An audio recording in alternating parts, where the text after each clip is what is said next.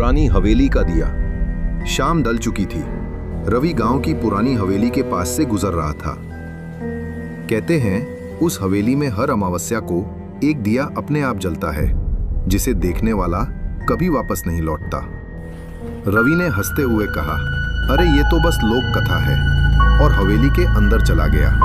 अंदर सन्नाटा था, बस पुराने दीवारों पर मिट्टी की गंध और जाले।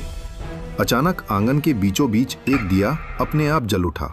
उसके आसपास किसी की परछाई घूम रही थी। सफेद धोती, बिना चेहरा, बस आंखें लाल। वो धीरे से बोली, जिसे तू झूठ समझा वही सच है। रवि चिल्लाया और भागने लगा, पर दरवाजा बंद हो चुका था। सुबह गांव वालों ने हवेली के आंगन में वही दिया देखा, मगर इस बार उसके नीचे एक नई परछाई खड़ी थी, रवि की। सब्सक्राइब करो, लाइक करो और ऐसे ही वीडियो के लिए बेल आइकन भी दबाओ।